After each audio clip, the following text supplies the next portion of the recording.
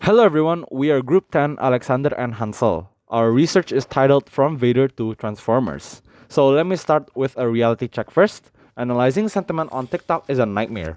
The comment sections are a chaotic mix of English, Indonesian, slang, and broken grammar. Now, modern AI models like Embert are actually great at understanding this context, but they have one major flaw. They're data hungry. They usually require thousands of human labeled examples to learn. And let's be honest, labeling data by hand is expensive, slow, and exhausting.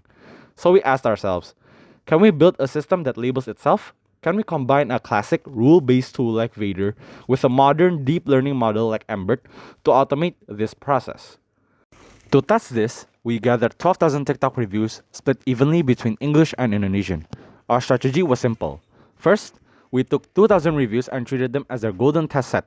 We labeled them with VADER and then we had human judgment for the results and then locked them away in a vault.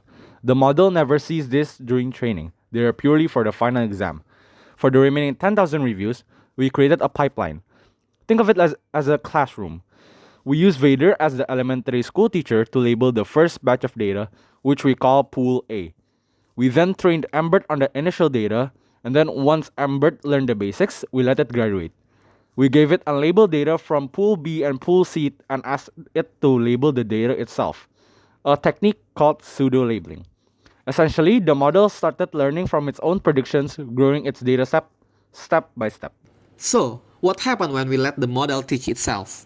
The results were surprisingly stable. Just by learning from the basic VADER data from Pool A, the model already hit 76% accuracy. As we added the self-labeled data from Pool B and C, the performance fluctuated slightly but ended strong with a macro F1 score of 0.7. But here is the plot twist. As the model consumed more of its own pseudo-labels, it became overconfident. If you look at our loss metrics, the error rate actually climbed. This means the model was becoming arrogant. It was making predictions with extremely high confidence, even when it might be wrong. So, what's the moral? Our research proves that the semi-supervised approach is highly efficient. You can build a scalable, multilingual sentiment analyzer without the pain of manual labeling. However, it comes with a warning. Relying too heavily on self-labeling can damage the model's calibration. You need strict confidence thresholds and occasional human intervention to keep the model grounded. In short, efficiency is possible, but human validation is still irreplaceable. Thank you.